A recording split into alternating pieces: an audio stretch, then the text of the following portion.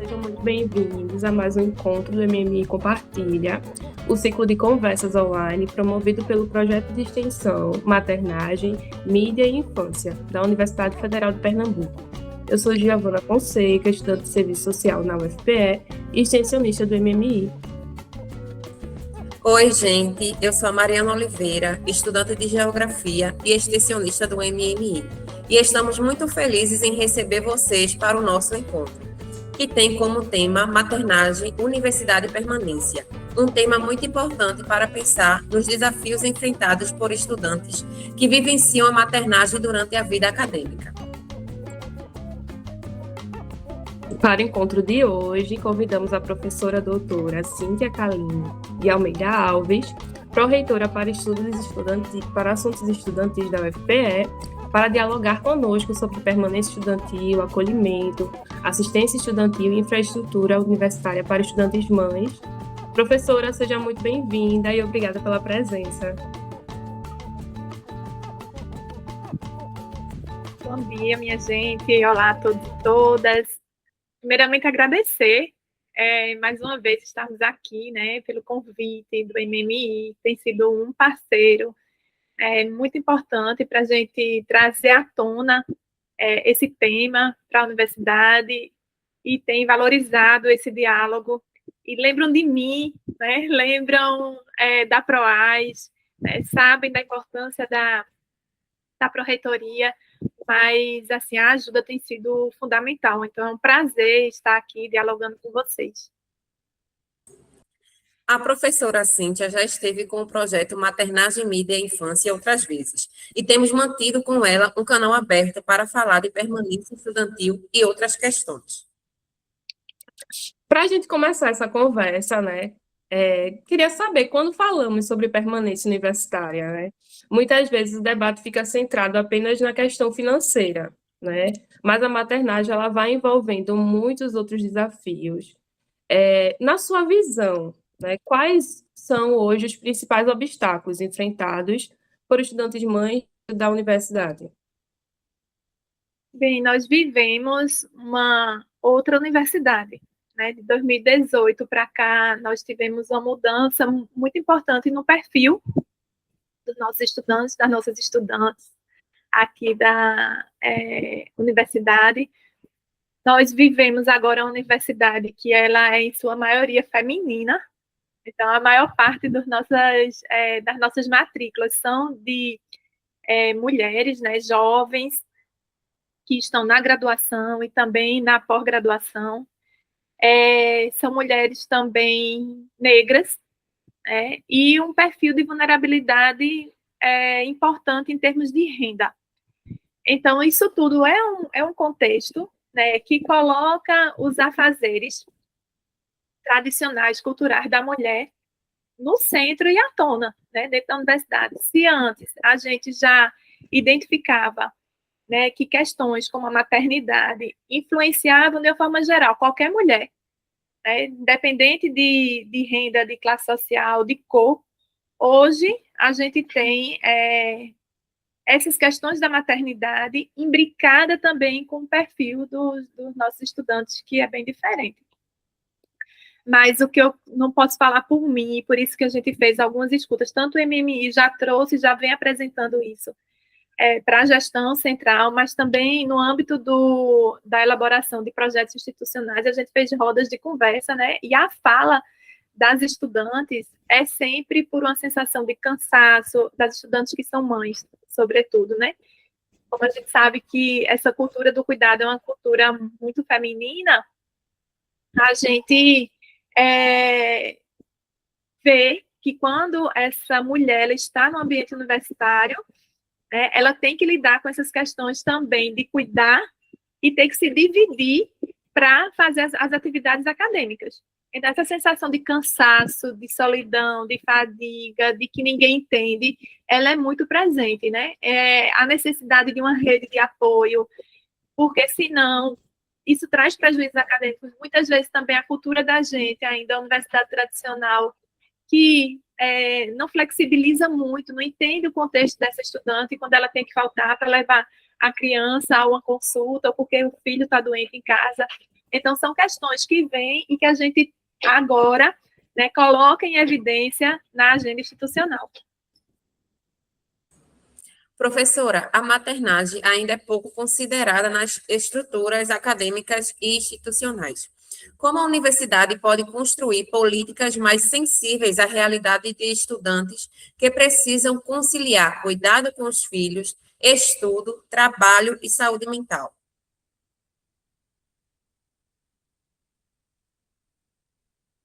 Bem, minha gente, a universidade ela tem também essa obrigação, né, de pensar em políticas de apoio à permanência.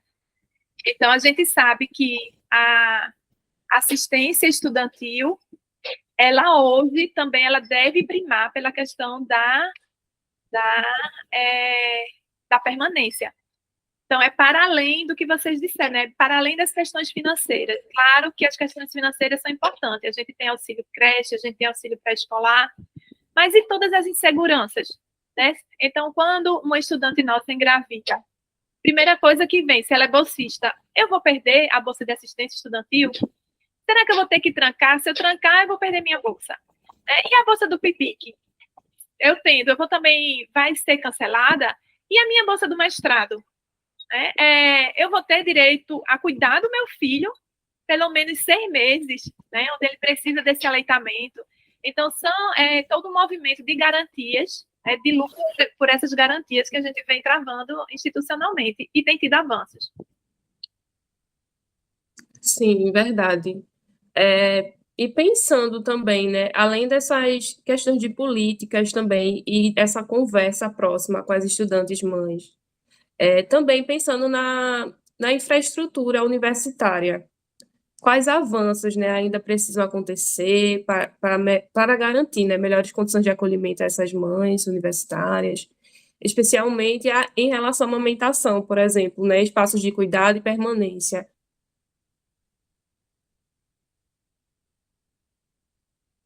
Eu vou pedir licença, só para fechar aqui a porta, para não ficar com tanto barulho aqui interferindo. Um momentinho.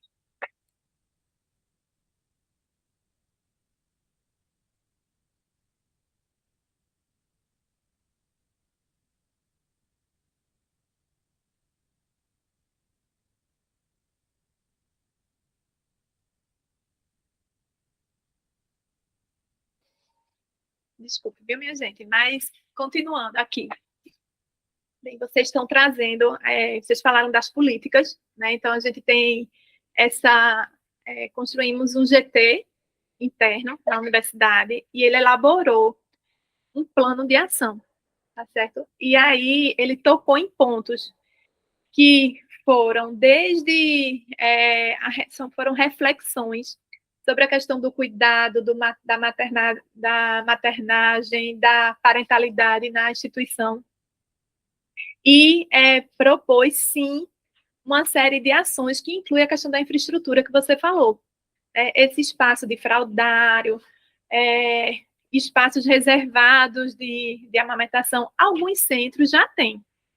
Alguns centros já colocaram os trocadores nos banheiros femininos, porque a gente nem tem muito banheiro família. A nossa universidade, ela não tem ela precisa investir, nesses espaços onde uma mãe que esteja com o filho num banheiro família, ela possa, né, acompanhar a sua criança e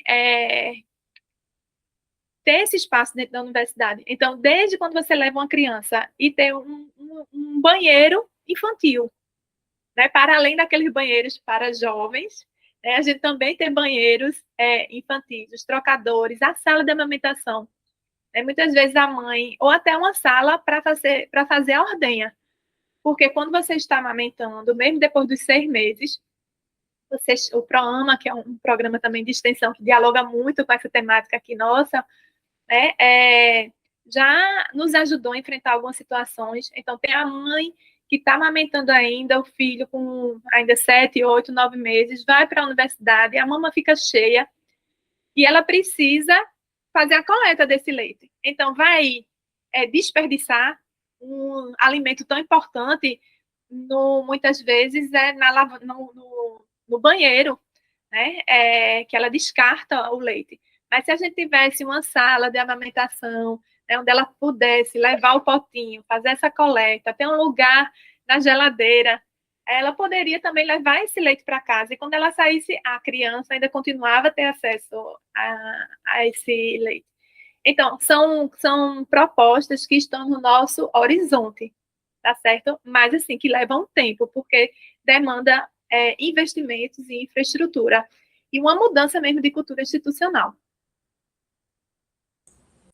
Professora, muitas estudantes, e eu já quero me incluir nisso, acabam atrasando a graduação, trancando disciplinas ou até abandonando a universidade após a maternidade. Como a assistência estudantil pode atuar no enfrentamento desse processo de evasão? Bem, vários estudos, né? E a gente conheceu também esse movimento do Parent Science por meio de tudo que também o MMI trouxe, fez essa ponte, e fala de que quando uma mulher, a gente também teve no Fonaprace a semana retrasada, e aí a gente teve uma discussão sobre o impacto da maternidade na carreira para o homem e para a mulher. Então, assim, quando uma mulher ela tem o filho, a possibilidade dela parar de trabalhar, dela parar de estudar, é muito grande, se ela não tem essa política de proteção. Então, assim, existe uma necessidade. Primeiro, vamos dizer, existe uma necessidade da criança. Não é uma invenção. O bebê precisa ser cuidado. E precisa de uma mãe disponível. Então, ela não tem que estar preocupada, no meu entendimento, né, se ela vai deixar de receber a bolsa. Porque isso tem que estar protegido. Ela não precisa mais ficar preocupada se vai ser expulsa ou não vai ter o tempo dentro do programa de pós-graduação, porque já são conquistas recentes agora, desse ano, do ano passado.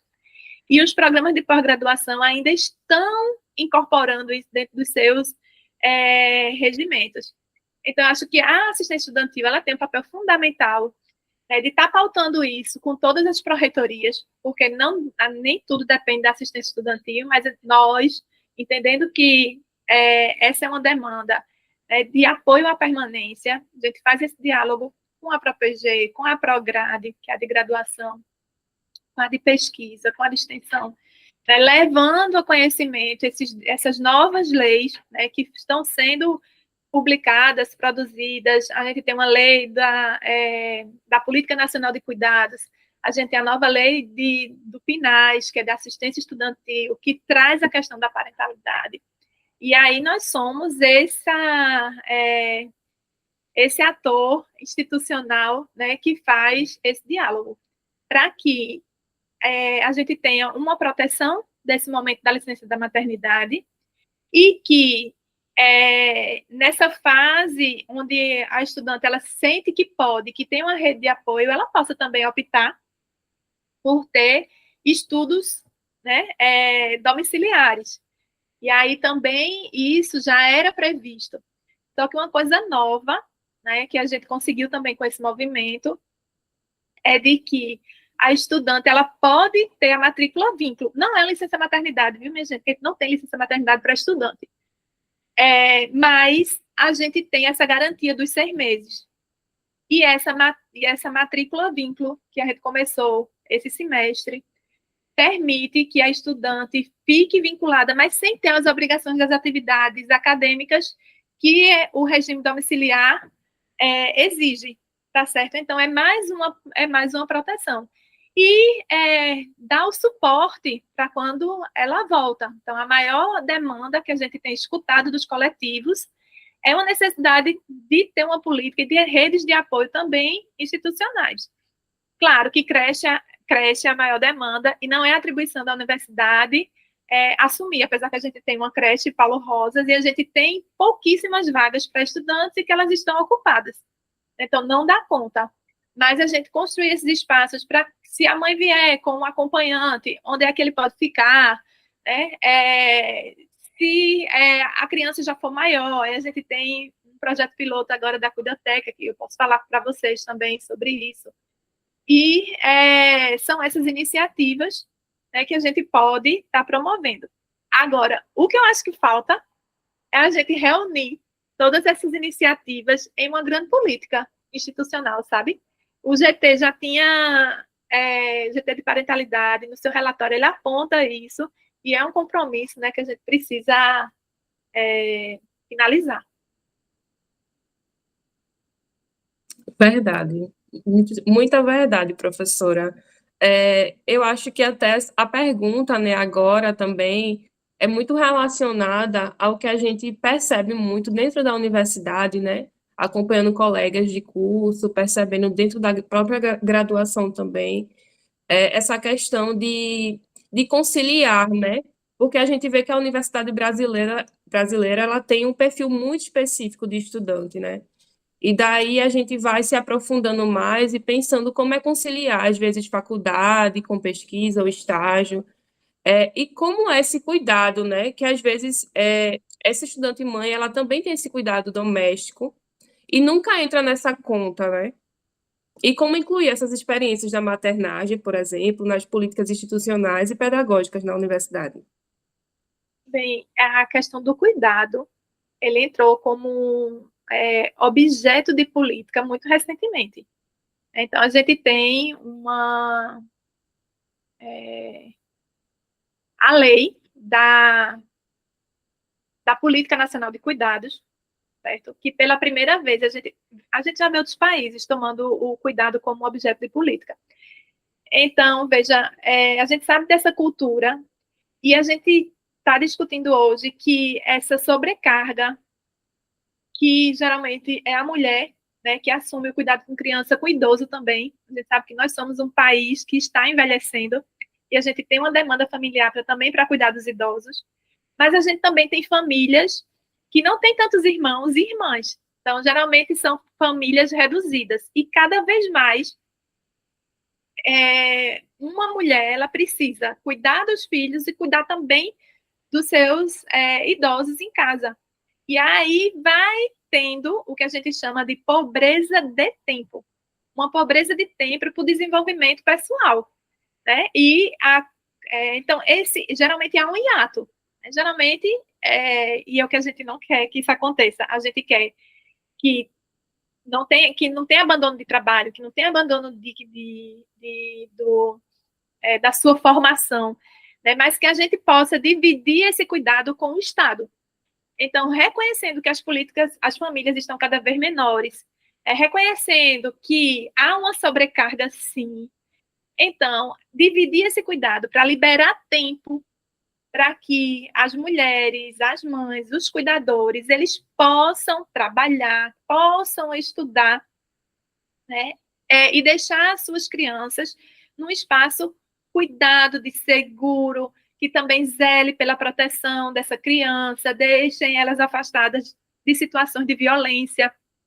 Então, cada vez mais, a gente enxerga que ter esses espaços protegidos e seguros dentro da universidade é uma forma que a gente pode transformar, de fato, numa ação de suporte. Mas o cuidado hoje, ele é visto como objeto da política, vendo quem é cuidado, mas também quem cuida. Então, é sempre um binômio. E aí, é a partir disso que a gente tem construído essa política no Brasil. Então, é uma política nova do atual governo, né, que enxergou essa necessidade e tem investido em algumas iniciativas e os municípios estão apresentando seus planos municipais de cuidado.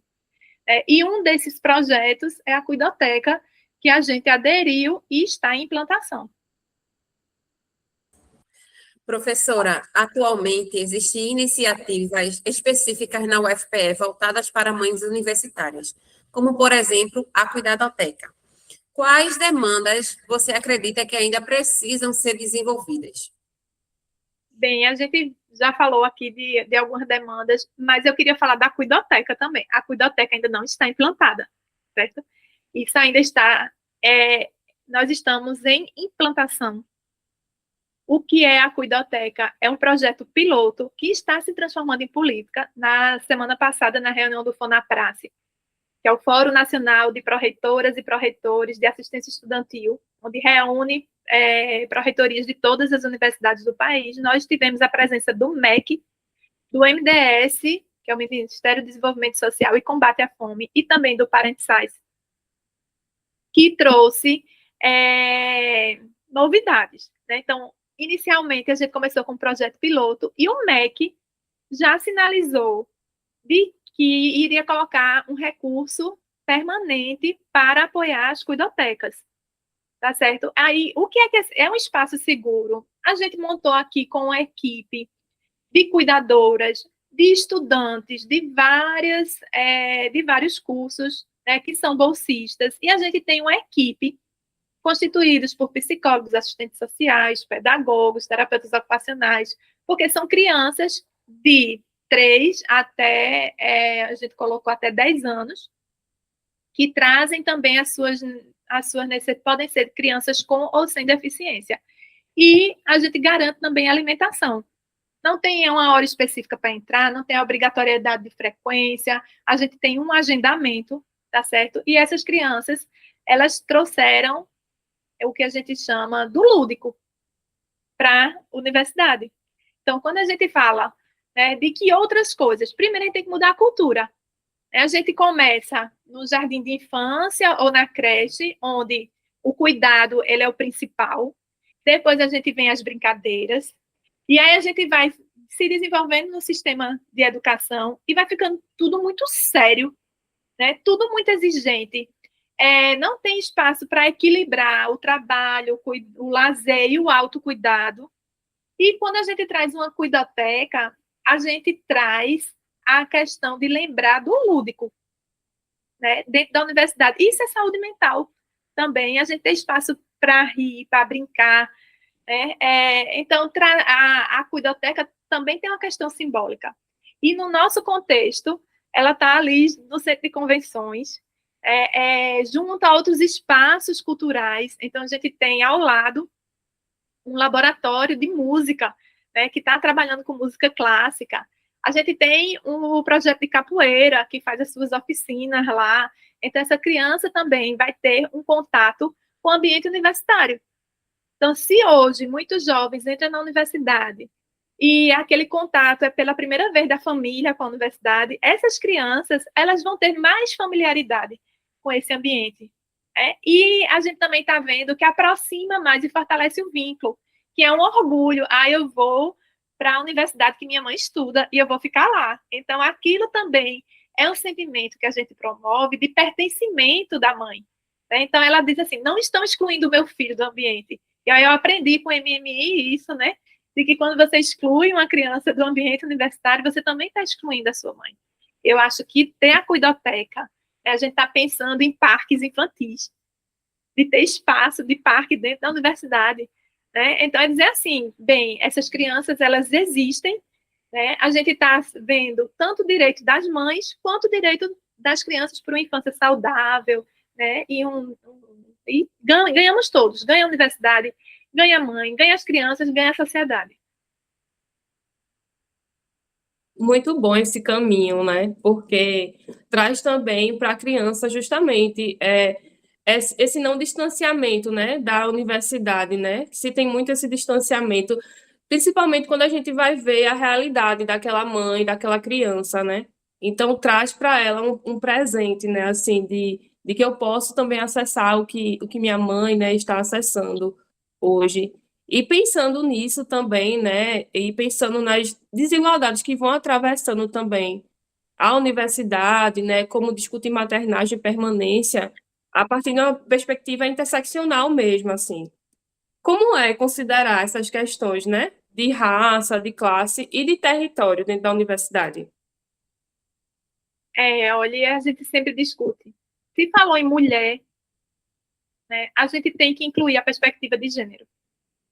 Se falou em raça, que são mulheres negras, pretas e pardas, assim, inevitavelmente, na verdade, é um dever ético, político, nosso, e cidadão também, de estar incluindo essa questão nos nossos espaços, seja nos nossos currículos como um todo, tá certo? Dentro da universidade, as nossas reformas curriculares precisam introduzir, incorporar essas discussões de gênero, de raça, culturais mesmo a respeito do cuidado, do papel da mulher, dos desafios que a mulher enfrenta, né? dentro da nossa sociedade, desde as questões de violência até mesmo a questão das pobrezas de oportunidades, das dificuldades, das disparidades de salários. Então, assim, isso precisa estar, né, nos currículos, mas também precisa estar dentro das nossas políticas. Então, produzir informações, né, que muitas vezes a gente não tem dentro das universidades a respeito de quem são essas nossas estudantes. Às vezes a gente não tinha nem o quesito. Você tem filhos? Né? E aí a gente sabe, né, que quando a gente soma questões de gênero, questões de raça, questão de vulnerabilidade social, história pregressa de violência, sobrecarga de cuidado, maternidade, a gente precisa, enquanto sociedade, construir políticas ou articular políticas, porque também a universidade sozinha não vai dar conta dessas demandas, ela tem um papel e tem os seus limites, e a gente precisa fazer isso em rede. Então, quando a gente discutiu a Cuidoteca, a gente foi para o Conselho da Criança e do Adolescente, o CONDICA, e a gente pediu autorização, a gente levou essa pauta para lá e a gente recebeu essa autorização, e a gente está mapeando também oportunidades de cuidado no território. Então, assim, o Compaz, como elemento ali perto do nosso território, qual é a contribuição que pode dar? E as discussões envolvendo isso. A gente tem cuidotecas que são afrotecas, porque estão colocando a bandeira, né, antirracista, anticapacitista. Quando a gente diz que as crianças podem ser com ou sem deficiência, a gente está dizendo que a universidade ela precisa abraçar essa demanda. A gente até teve um ingresso, tivemos cotas, e assim, hoje a gente reconhece que a gente precisa de mais financiamento, de mais projetos, de mais equipes, para dar conta desse perfil diversificado, né? Para que a gente não vá e a gente não abre mão da excelência. Então, a gente continua sendo ponta na inovação, na pesquisa, na extensão, cuidando dessas diferenças, né, e tornando a universidade cada vez mais inclusiva, diversificada, intercultural. É isso que a gente aposta nessa universidade, que faz essa mistura e que contribui para o desenvolvimento social, para a nossa soberania e também para a formação de profissionais e de mulheres qualificadas para intervir na nossa sociedade e também mudarem de vida, né? Professora, estamos chegando ao fim, né, da nossa conversa, e a última pergunta falando sobre essa questão, será que a ocupação de espaços universitários por mães e o entendimento da importância desse tema pela comunidade acadêmica pode refletir positivamente no processo de acolhimento? Com certeza. A gente precisa de que, e aí eu faço esse destaque, né, para as iniciativas, desde a questão do projeto de extensão, das disciplinas que abordam esse tema da maternidade, da maternagem, fazem com que a gente possa sensibilizar e atrair cada vez mais atores e atrizes institucionais, né, para juntos a gente transformar a universidade em um ambiente mais inclusivo, acolhedor, diverso, prezando sempre pela excelência, né? Então, assim, esse espaço aqui que estamos fazendo, né, de divulgação, de discussão, ele é fundamental. A gente precisa dar visibilidade a esses problemas que durante muito tempo foram invisíveis. Não dá mais para não falar sobre maternidade, sobre parentalidade na universidade e sobre as repercussões disso, né, no desenvolvimento, na graduação, na pós-graduação e também na vida das mulheres pesquisadores, docentes e cientistas. Professora, em nome do MMI, eu gostaria de agradecer a senhora por essa conversa. Gostaria de perguntar se a senhora tem algum comentário final para fazer. E agradecer a todas, né, que se agregaram nesse projeto.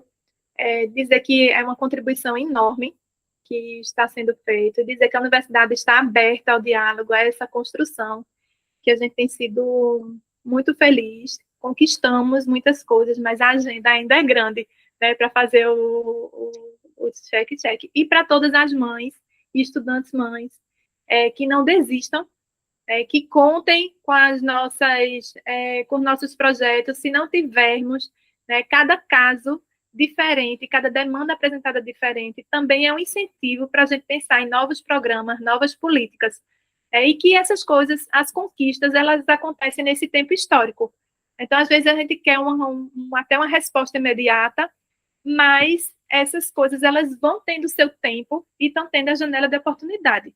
Então, assim, nesse também ano de eleição, acho que a gente também precisa ficar atento a levar essas pautas e identificar desde políticos, né, na Câmara dos Deputados, no Senado, que sejam também representantes dessas nossas pautas, né, e também no âmbito do Executivo. Então, queria dizer que cada um e cada um aqui é fundamental, que cada um tem o seu momento de cuidado, mas também tem o seu momento de cuidar das crianças, de cuidar da família, de cuidar dos seus pais, mas também que não esqueçam do autocuidado e de pensar também no projeto de carreira e de desenvolvimento. E contem conosco, né, contem com a PROAS, contem com a universidade também, com esses projetos de extensão, para a gente ir unindo as nossas vozes e pensar em soluções. Então, era isso só que eu queria dizer. Agradecer imensamente a cada um e a cada uma, né, as professoras, as estudantes aqui, e seguimos.